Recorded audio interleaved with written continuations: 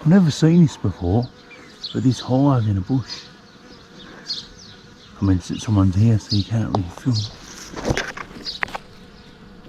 But does anyone know why these bees are doing something like this?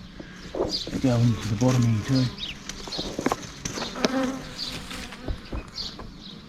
Does anyone know why the bees would just be hanging around in the bush making a hive like this in a garden bush?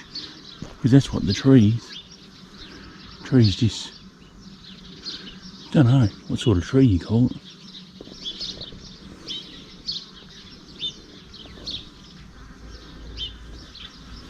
But that's pretty impressive though. I don't want to go disturbing or anything. Like, I'll get myself bit. But there is a couple of hives up the street, 2 doors up from here, and they, for some reason, they're not going in that hive, but they want to go here. I've never seen nothing like this before. Maybe someone who keeps bees might be able to shed some light.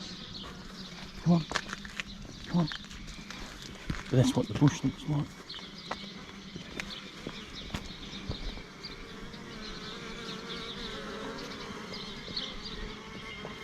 And they're friendly too. They're not trying to bite you or nothing, which is good.